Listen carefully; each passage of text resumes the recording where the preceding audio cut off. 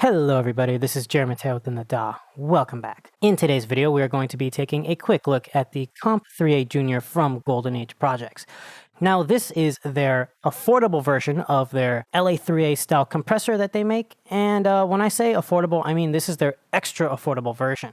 Their Comp 3A is actually a very affordable LA3A style compressor unit that has all of the vintage characteristics of an LA3A with a lot of modern day functions added to it.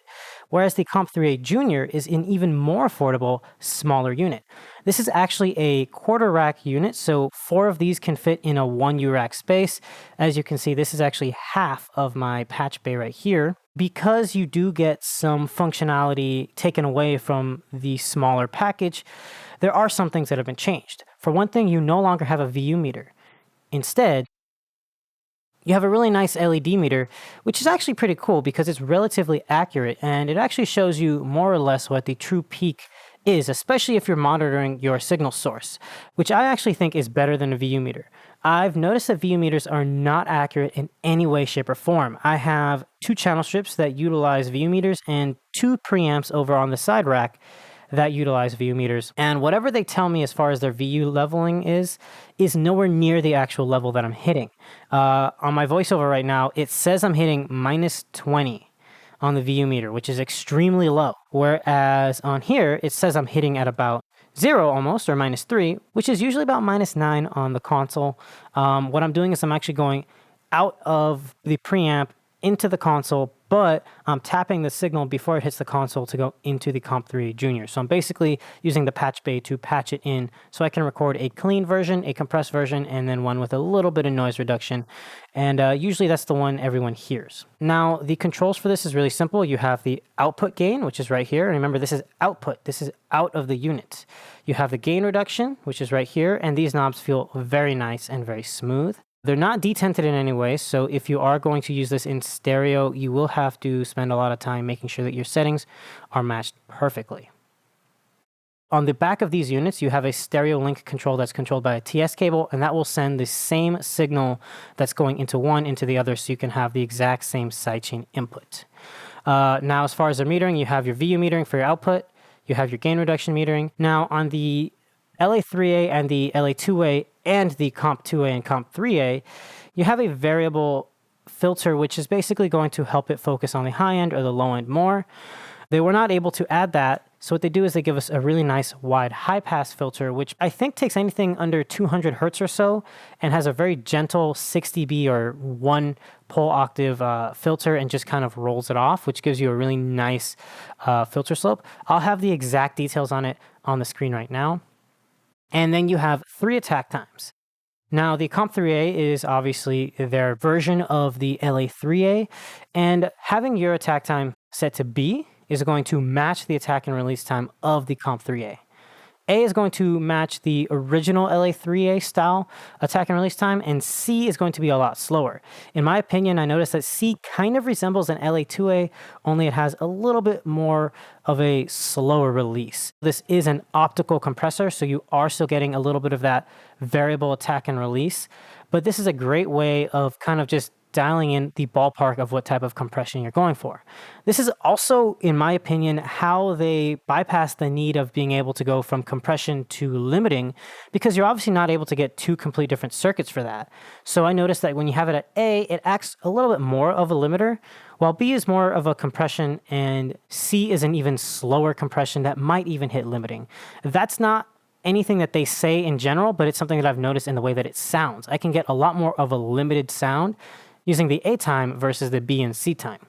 If you open this up, you actually have little switches in here that will allow you to extend the release times and the attack times of the B and C section, which is essentially making it slower. You also have a bypass section, which will completely bypass the unit, meaning that none of these meters do anything, none of these knobs do anything, and then in will turn it back on.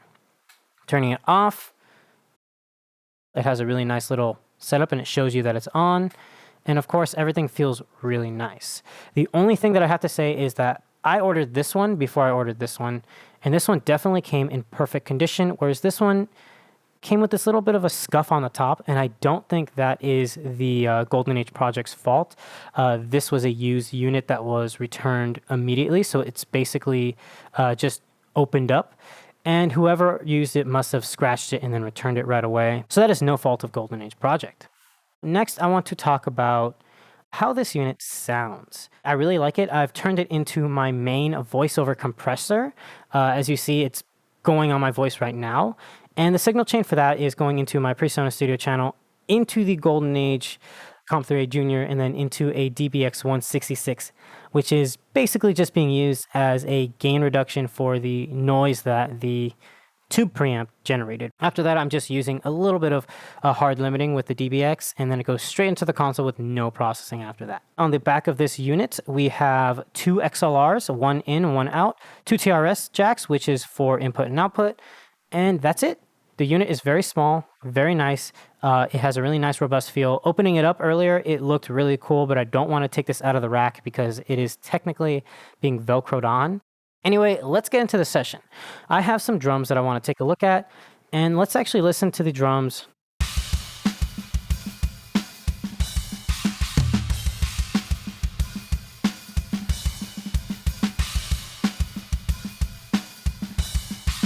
Cool, so the drums sound really good, right?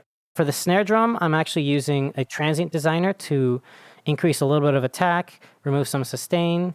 I'm using an EQ to essentially kind of roll off some low end while also boosting at about 200, getting rid of some mud at 500, and then adding some crack at 3K. And then I'm using an instance of pipeline, which is going to be how I'm going to utilize the Comp3A Junior. So I'm going from output 6 of my console into the Golden Age Project's input, which is on the left of the patch bay, which you cannot see.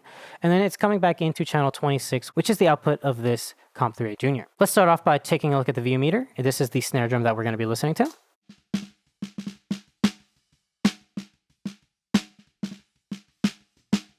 So let's start off by bypassing the unit, and let's see where we're hitting at a max peak. It's looking like about right here. And I know for a fact when I was listening to the song that our max peak reaches about here on the level meter. So that's where we're going to aim our maximum output of the Comp3A Junior to be at. So let's set that up.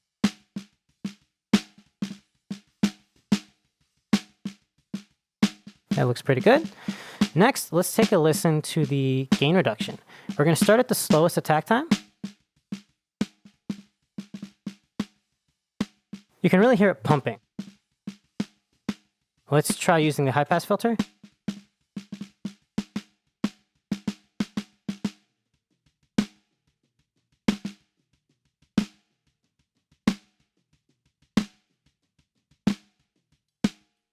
Bypassing it.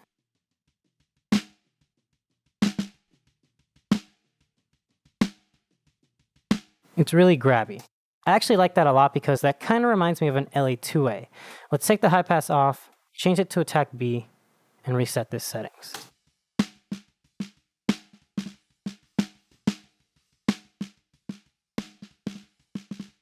Notice that the B time is a lot grabbier and also kind of sounds like it would be great as a drum crush bus.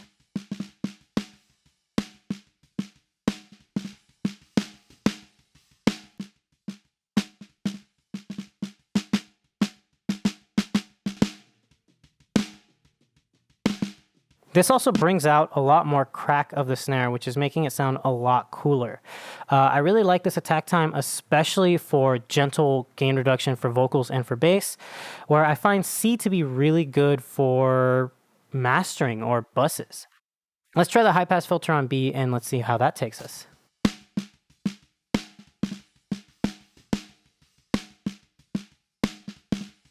Bypass.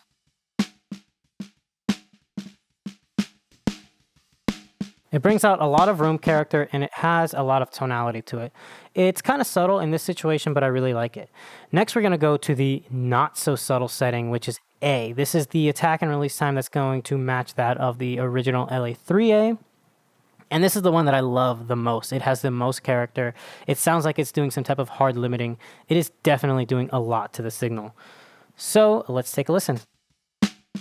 Bypass. On. Already you can hear it really working.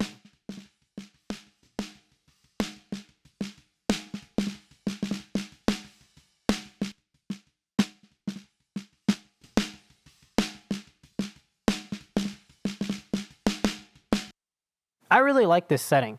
I am diming it to have maximum gain reduction, and notice that even though I am crushing it, it just kind of adds a little bit of crack and adds a little bit of mids while also kind of retaining the overall focus. It's definitely not adding any unwanted distortion, but it's still containing the transient. And I've actually tested this in many situations where I've just randomly yelled into the microphone, and I've noticed that when this is set to the fastest time, it really acts like a hard limiter, but it sounds very analog. It doesn't really have any type of unwanted artifacts. Let's try the high pass filter on the fastest time.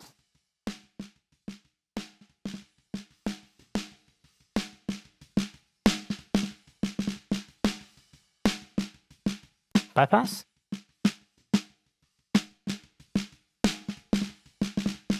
Now this adds the most crack, and I really like this. Let's take this out of solo, and we're going to bypass the unit, and let's just listen to the drums.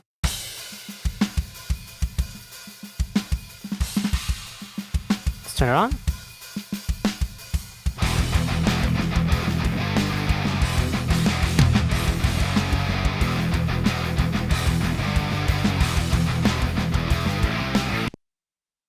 That was a really quick example, but I hope you can really hear it. Go back and listen to it. When I turn it on, which is when it's up, you get a lot more crack, and the snare just cuts through really, really well. It really sounds fantastic.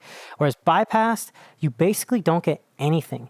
And let's listen to that one more time. I'm going to start with the bypass, and we're going to have it in VU mode so you can hear and see when it's on. And when it turns on, you're going to really hear the snare cut through the mix.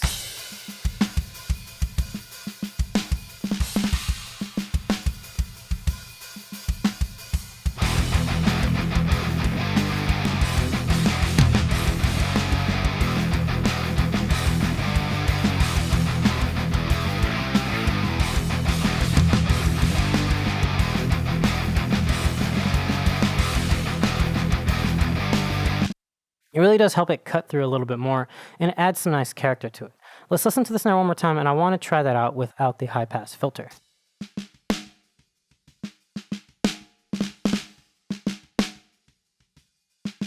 I'm going to get rid of some of the gain reduction so we don't over compress.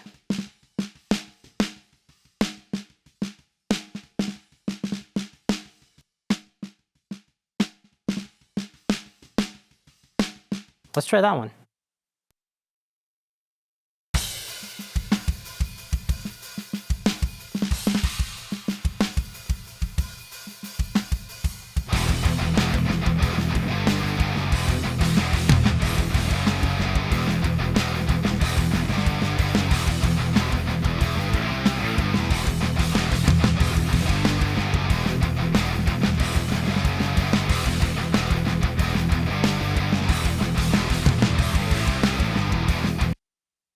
That sounded fantastic and way better.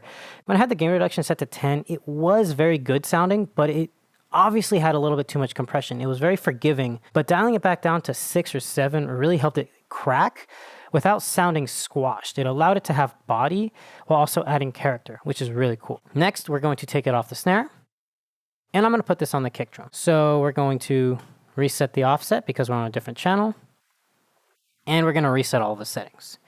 We're going to start off at the slowest attack time. We're going to go back to gain reduction. Let's listen to the kick drum really quickly. And this is where it's going to be very obvious.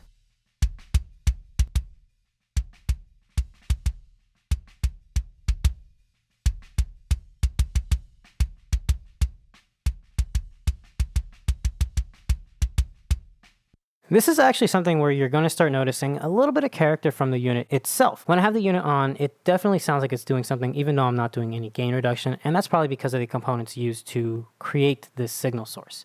So now we're going to start doing a little bit of gain reduction. We have the time set to its slowest, and we're going to add a bunch of gain reduction, and then we're going to dial in the high pass filter to see what type of tones we get.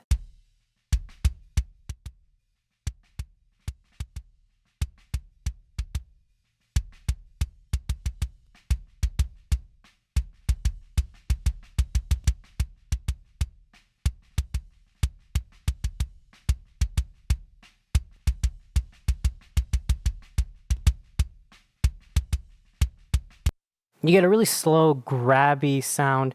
It almost sounds like a good mastering compressor that's being hit really, really hard. So let's take off the high pass filter. And let's do a little bit less gain reduction.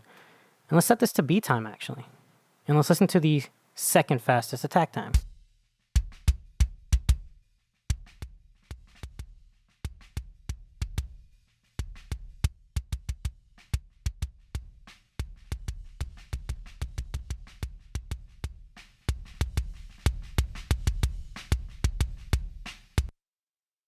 Let's try that high pass filter.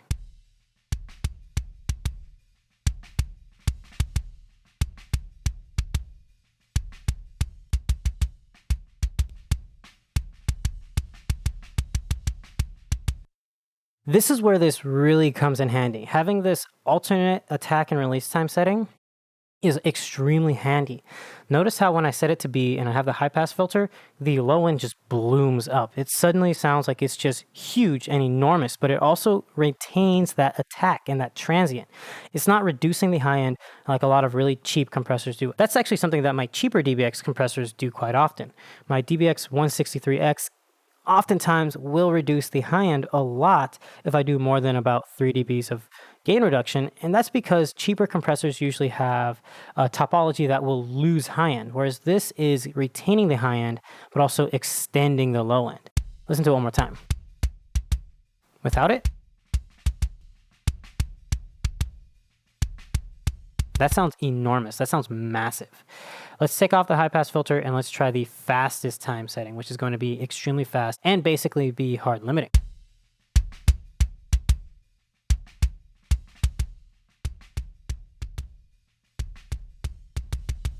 Now I'm hitting this really hard.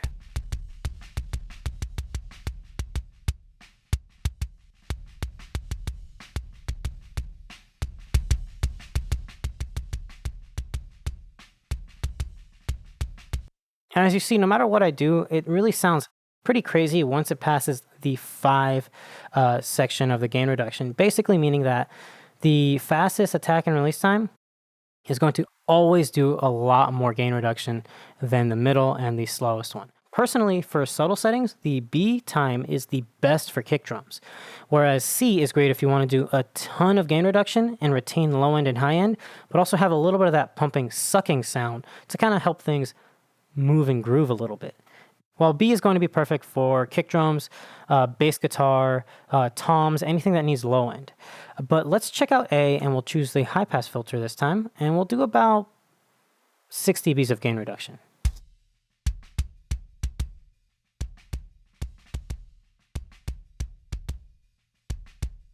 Take it off.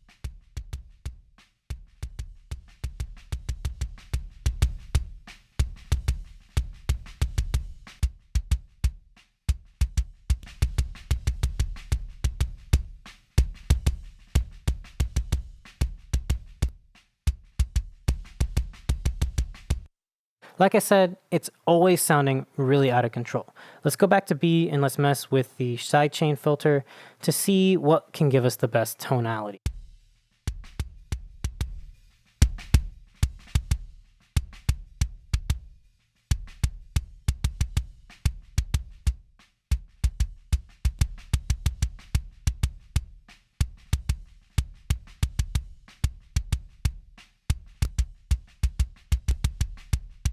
Cool, I really like B.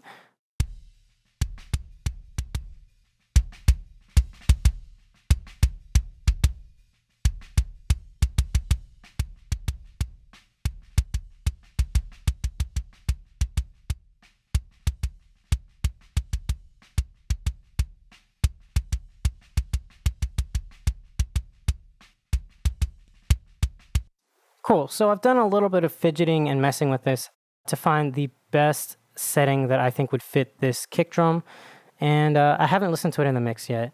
So let's listen to this kick drum in the mix. We'll bypass it and then we'll turn it on. We're using the slowest time, we have the high pass filter off, and we're doing about 9 dB of compression.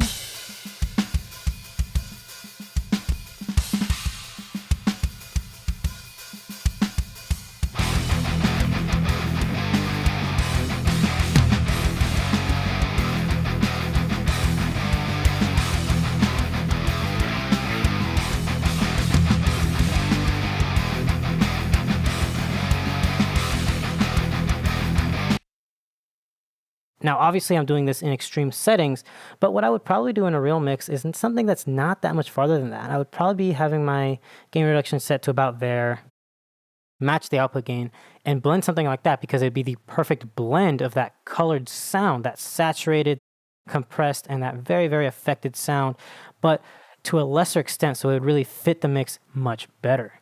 Anyway, that's it for this video. I hope you enjoyed. Stay tuned because we're planning on doing a ton of more videos for the Comp 3A Junior, and I'm going to work on trying to see if I can get my hands on some of the other Golden Age products. As you know, right now is a really crazy time, so hopefully I can get my hands on something. If not, we'll just make a bunch of videos on these because I really like these. These are fantastic units, and the price range is pretty amazing. I highly recommend hitting them up and buying direct because it directly supports the company, but if not, companies like Sweetwater or Zounds actually have them, and they are legit. They will provide you with the real units. This one came from Zounds, while this one came from Sweetwater. So they both worked, and they both came extremely fast. Anyway, that's it for this video. This is Jeremy Mateo within the DAW. I'll see you guys next time. Bye.